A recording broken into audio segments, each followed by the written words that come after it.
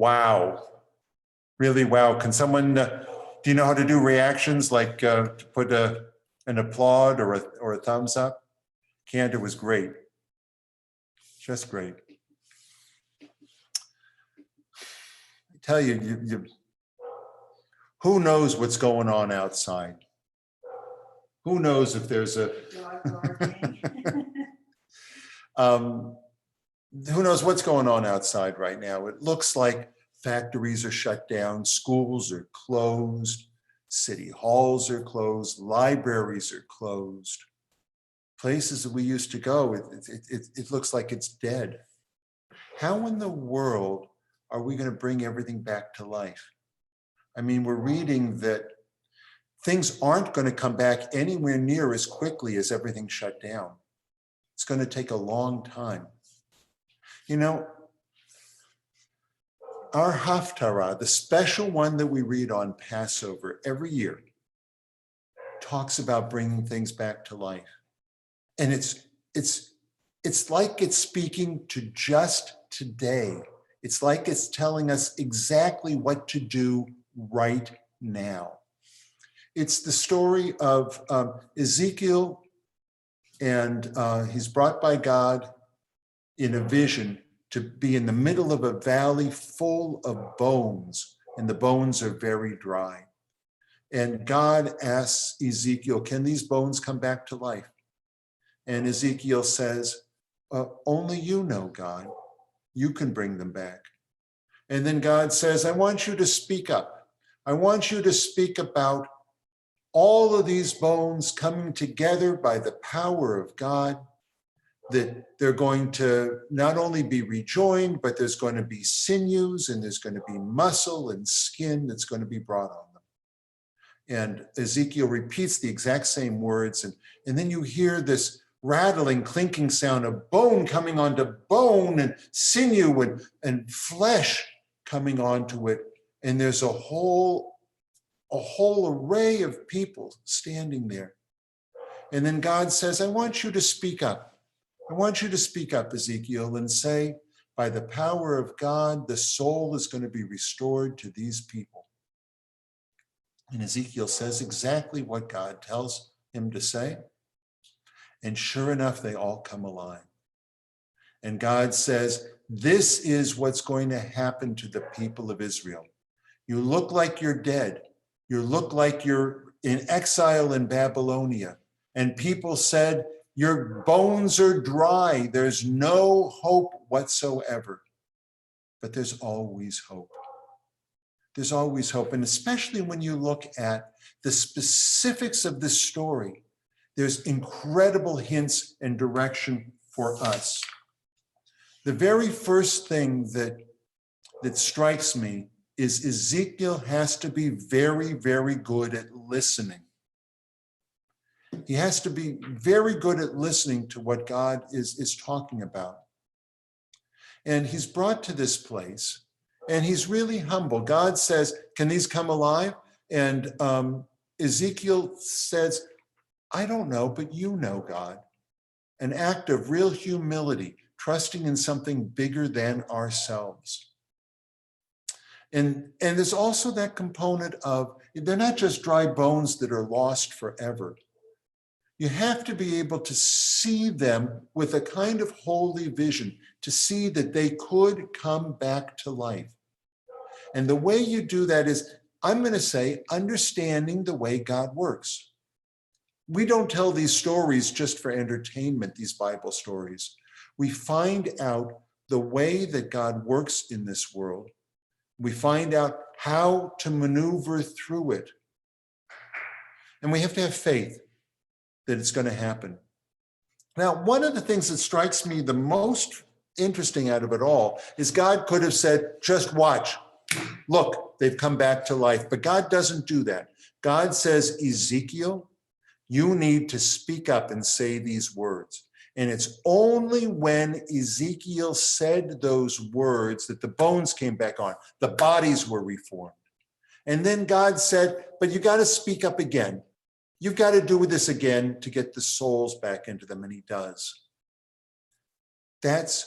God saying, I need you humans to be partners in this. I can do it all by myself. God, he certainly could do this by himself or herself, by God's self. But God's way involves human beings speaking up. And sometimes, not just once, we've got to keep speaking up. God could have brought us out of Egypt, but God brought it through Moses so that we had a leader, that we learned to listen to each other. Moses was instrumental in, like a catalyst in bringing about God's action and God's plan. Even when we got to the Red Sea, which is the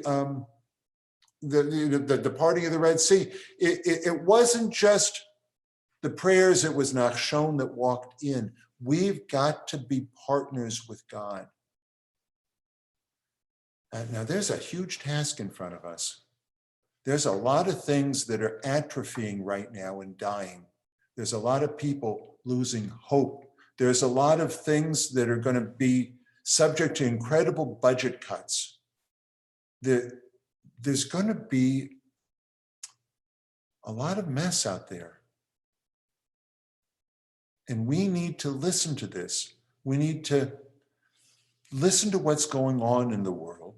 Follow these same steps. Follow the same steps. Have a sense of humility that there's something bigger than just, it's not I alone can fix this, just I can do this. No, we need to come together. We need to have a vision. And our Bible spells out our Torah spells out a really good vision of about how people can be there. It begins with being kind to strangers. It begins with that and builds. Once we have this vision, then we need to be God's partner and we need to speak up and speak out. And it took Moses 10 times to get Pharaoh to change Pharaoh's mind. In this story, Ezekiel had to speak 2 different times. We might have to speak up a whole lot more. Don't be silent. Have a vision, and when the time comes, speak out. Form the vision right now. Start talking right now. And think of it according to this story, there's 2 steps. There is body and there is soul. And that applies to our community and our country. Don't just build us up to make a big country, to make us a productive country again. Work on the soul of the people.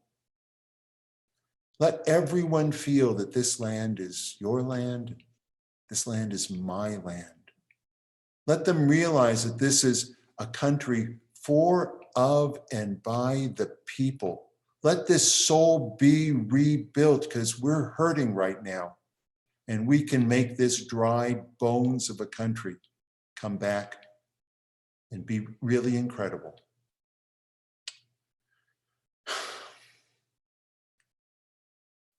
These words, wow. Wow, what a direction. Listen, be humble, have a vision to know what God is telling us what to do. Speak up and keep speaking up and have faith that what's going to happen is going to be for the better. With that, I just want to let you know that this congregation has done some incredible things. The Passover Seder, this is the time of freedom. My gosh.